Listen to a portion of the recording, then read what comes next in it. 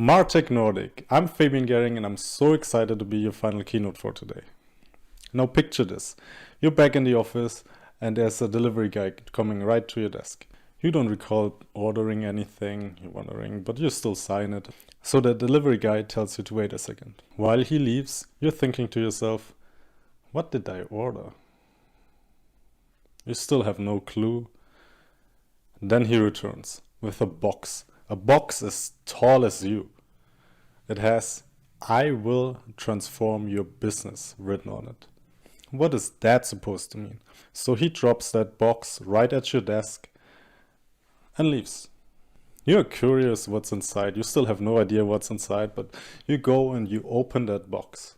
And there's a robot inside. What am I supposed to do with this thing? Now, put yourself in that situation. What would you do and how would you react? This is how many marketers feel about artificial intelligence. It came out of nowhere, it just appeared at your business or at your desk, and know what to do with it. And on top of that, it's supposed to be the next big disruption for your business. But are marketers using it already?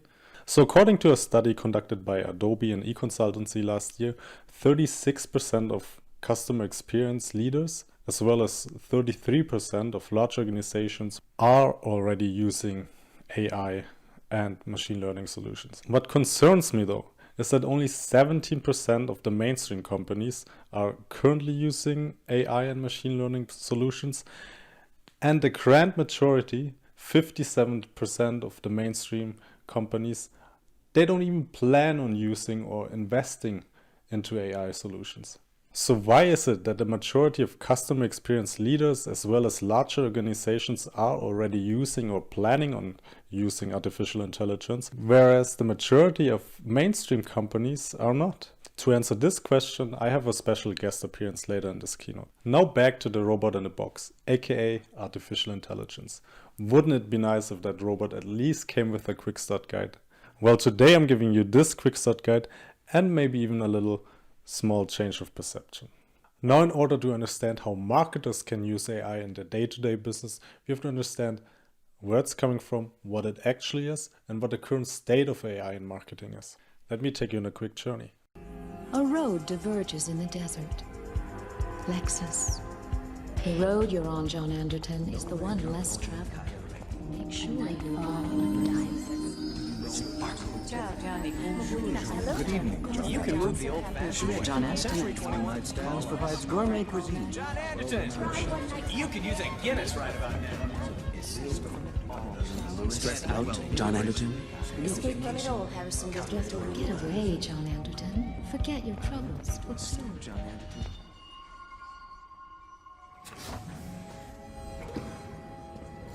Hello, Mr. Yakamoto. Welcome back to the Gap.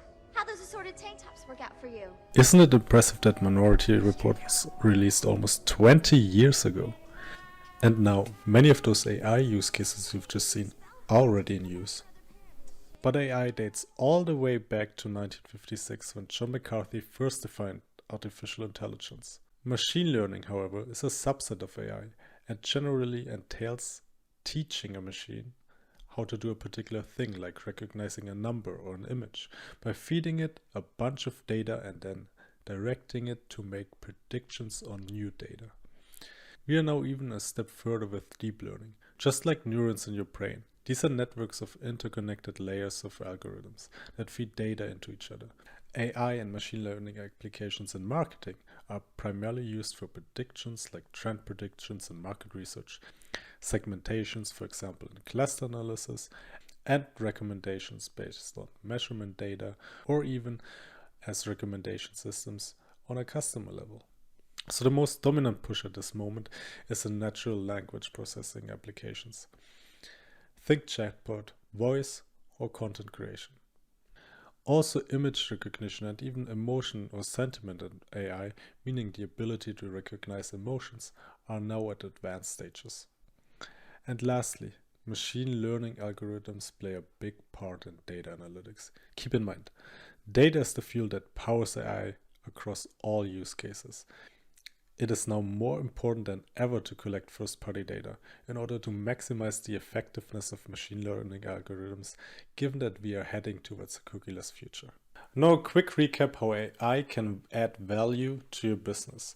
AI can be used to deliver more personalized marketing content and experiences. AI helps with data and data analytics to make better decisions quicker, faster. And lastly, it improves effectiveness and efficiency in your marketing workflows. But in any case, AI can improve your customer experience, and that should be front and center.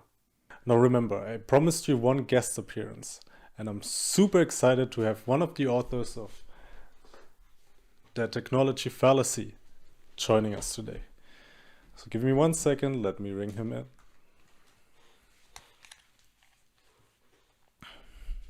Hi, Jonathan. Thank you for taking the time today to talk a few minutes about what you've discovered while working in your latest book. But first, would you mind introducing yourself for the viewers? Absolutely. So we're delighted to be with you, Fabian. My name is Jonathan Kopolsky. I am a senior lecturer at Northwestern. And then in addition to that, I serve as the executive director for a research center that we have at Medill. And before I joined Medill, about 5 years ago, I was a senior partner at Deloitte, the global professional services company. Today, we're talking about your book, The Technology Fallacy. This book is titled How People Are the Real Key to Digital Transformation. So does that mean it's not about the technology per se? Can you tell us more about how you came to this conclusion? Yeah, absolutely. So the subtitle, as you mentioned, is about how people are the real key to digital transformation. And the premise of the book, based on the research, is that just because digital technologies are causing all the disruption that lots of companies are experiencing, doesn't necessarily mean that the technologies per se will be the solutions to those problems. And let me just give you a little story. The story is about a factory, and there's a factory manager, and she has a very expensive piece of equipment. The piece of equipment breaks down. So they call a repair person to come. And the repair person comes, takes out a tool, turns a bolt on that piece of expensive equipment, and says, I'm done. Oh, and by the way, here's my bill for $5,000. And the factory manager says to the repair person, you've got to be crazy. How can you possibly charge $5,000? I need to get a detailed itemized bill because otherwise I'll never be able to pay you. So the repair person takes out a pad of paper and writes down $100 for turning the bolt, $4,900 for knowing which bolt to turn. So the story is, it's about the expertise and the insights and the experience that people bring, which allows us to take advantage of the various technologies that increasingly become part and parcel of how we operate. So what exactly is it that those digital mature organizations are doing different? How are they operating? We discovered that there were 4 things that were pretty important to the companies that are successful in doing that. Number 1 is that they tend to be very good at understanding, identifying, and assimilating new innovations at a very high rate. So they look, they're scanning, they're trying to see what competition's doing, they're trying to do what peer organizations are doing, but they're also looking at examples of what other organizations that may be in completely different sectors are doing as well. And we describe this as digital absorption, the ability to absorb new technologies into the organization. The second thing that we talked about is what we call digital affordances. And affordance is an ability to take advantage of a particular technology. And many technologies have capabilities that we may not realize until after we have a chance to play with that particular technology. The third thing is digital agility. And we talk a lot about agile marketing and agile development and other types of agility. But when we talk specifically about digital agility, it's about companies that have embedded in their culture a testing culture.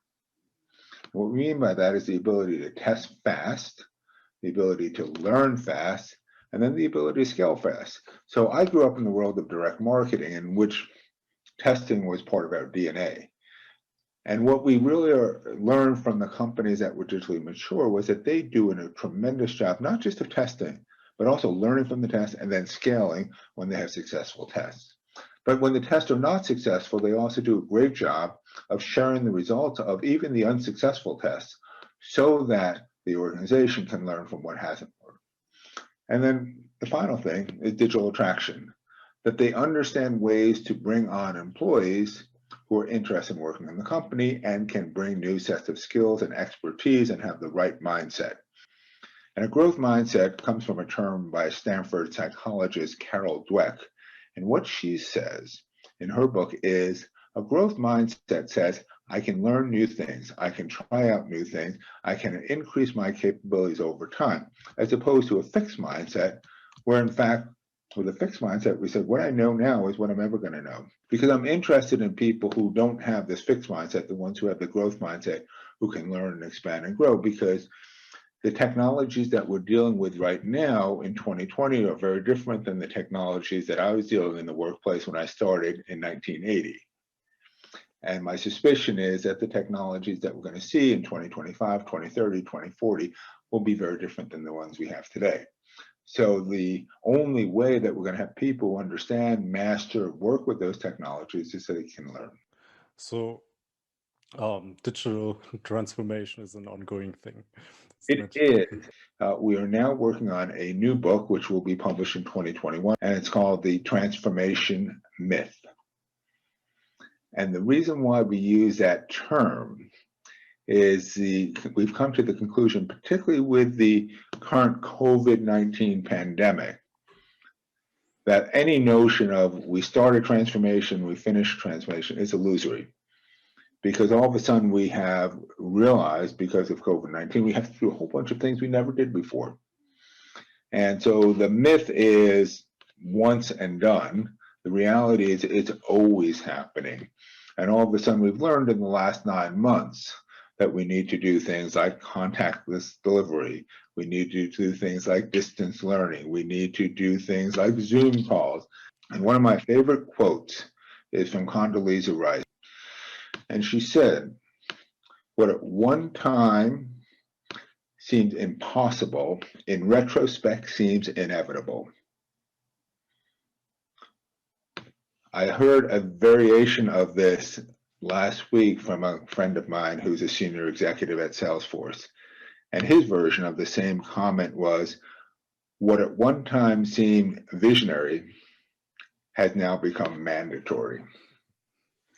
So this notion that we can sit still, make all these changes, now we're done, and we go, okay, put that aside, now let's go back to life as normal. We believe is a myth, hence the book. So keep your eyes open for the book in 2021. Awesome. Got this noted down. But my last question here is, so how does an organization actually become a digital organization? What are the steps necessary, and how could a pilot for an organization look like? So I get asked this question a number of times. People will say, how do we get started? And the answer is you just start. You got to start somewhere. And what we discovered is the difference between companies that are digitally maturing and companies that are less digitally mature is that they start pilots and they don't do much with them. So this notion that we have a learning pilot, and we do the pilot, we learn something from the pilot, we then say, how can we take it to the next stage? And then we figure out how we can scale it up. I'm a big believer in the agile methodologies, but you combine agile methodologies. So let's do these pilots in a fixed amount of time.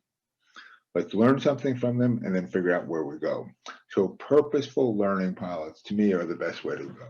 Jonathan, thank you so much for taking the time to talk to us and the viewers of the Martech Nordic Conference.